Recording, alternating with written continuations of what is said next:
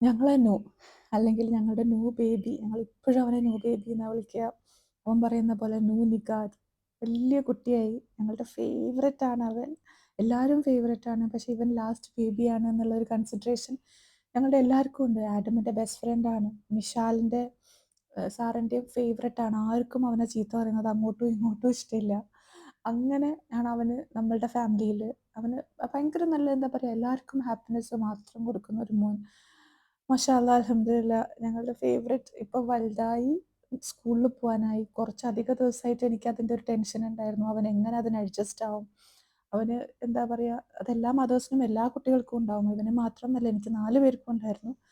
അവരെങ്ങനെ അഡ്ജസ്റ്റ് ആവും, അവർ നമ്മളെ മുന്നോട്ട്, നമ്മളെ പോയിട്ട് നമ്മളുടെ വേറെ തന്നെ ഒരു വേൾഡിലേക്ക് അവർ ഒറ്റയ്ക്ക് നിൽക്കാൻ വേണ്ടി പോവുകയാണ്. അവരെങ്ങനെ അത് ഓവർകം ചെയ്യും എന്നൊക്കെയുള്ള ഭയങ്കര ടെൻഷനിലായിരുന്നു ഞാൻ. But he was very happy. ഇവർ 4 പേരും ഒരുമിച്ചാണ് പോണത്. ഇവർ 3 പേരും അവൻ്റെ ക്ലാസ്സിൽ ഉണ്ടാവും എന്നാണ് അവൻ വിചാരിച്ചിരിക്കുന്നത്. അപ്പം എന്താ പറയുക, അവൻ ഭയങ്കര എക്സൈറ്റഡ് ആയിരുന്നു സ്കൂളിൽ പോകാൻ വേണ്ടിയിട്ട്. അവൻ രാവിലെ തന്നെ നമ്മൾ ഒറ്റ വിളിയിൽ തന്നെ അവൻ ചാടി എഴുന്നേറ്റു. അപ്പോഴൊക്കെ എൻ്റെ മനസ്സിൽ എന്താ വെച്ചാൽ, ഇവൻ ഇനി അവിടെ എത്തുമ്പോൾ എങ്ങനെ റിയാക്ട് ചെയ്യും എന്നായിരുന്നു. തന്നെ ഞാനിങ്ങനെ അവന് കരയുന്ന ദിവസങ്ങളൊക്കെ അവനെ കൊണ്ടാക്കണം, അങ്ങനത്തെയൊക്കെ ഒരു ഫുൾ കംപ്ലീറ്റ്ലി പ്ലാൻഡ് ആയിട്ടാണ് വെച്ചിരുന്നത്. പക്ഷെ അവൻ ബസ്സിൽ പോകാനും റെഡി ആയിരുന്നു. വിശാലുണ്ടല്ലോ, സാറുണ്ടല്ലോ, ആഡം ഉണ്ടല്ലോ എന്നുള്ളൊരു തോട്ടാണ് കംപ്ലീറ്റ്ലി അവനുണ്ടായിരുന്നത്. ഫസ്റ്റ് ഡേ ആയതുകൊണ്ട് ഞങ്ങൾ 4 പേരെയും ഞങ്ങൾ തന്നെ ഡ്രോപ്പ് ചെയ്യാമെന്ന് വിചാരിച്ചു. അങ്ങനെ നമ്മൾ മറ്റേ എന്താണ് എല്ലാവരെയും കൂടി കൂട്ടി ഫസ്റ്റ് ഞാൻ എന്താ ചെയ്തത് വെച്ചാൽ, എൻ്റെ കാർ എടുത്തിട്ട് ഞാൻ എൻ്റെ ഓഫീസിൽ കൊണ്ടിട്ടു. ഇവരെയും കൊണ്ട് ഹസ്ബൻഡ് വന്നിട്ട് ഞങ്ങൾ അവരെ ഒരുമിച്ചാണ് ഡ്രോപ്പ് ചെയ്തത്. അല്ലെങ്കിൽ പിന്നെ ഞങ്ങൾ തിരിച്ചു വരുമ്പോഴത്തേക്കും ഞങ്ങൾക്ക് 2 പേർക്കും ലേറ്റ് ആവും എന്നുള്ളതുകൊണ്ട്.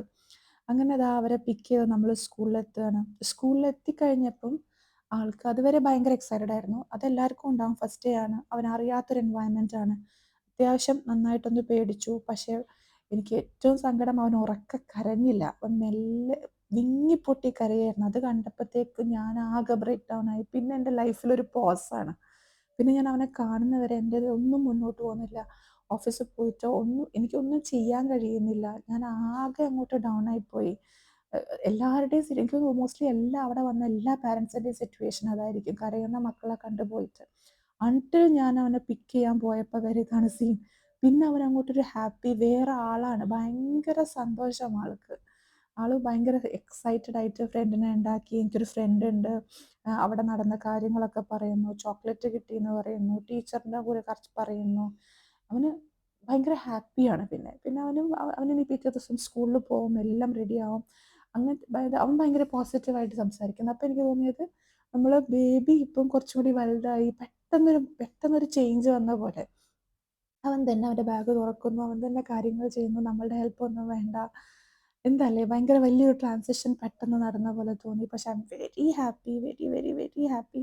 എന്താ പറയുക, എൻ്റെ കുഞ്ഞു മോന് ഇത്രയും വലുതായത്, അല്ലെങ്കിൽ ഇത്ര പെട്ടെന്ന് ആ കാലം പോണെ. ഇപ്പോഴും ആ പഴയ ഫോട്ടോസ് കാണുമ്പോൾ അതുപോലെയാണെങ്കിൽ നമുക്കിങ്ങനെ കൊണ്ട് നടക്കാൻ, അല്ലെങ്കിൽ നമുക്കൊരു ടൈറ്റായിട്ട്, അത് 4 മക്കളെയും, നമുക്ക് എത്ര മക്കളുണ്ടെങ്കിലും അവരൊക്കെ നമ്മുടെ സ്പെഷ്യൽ മക്കളാണ്.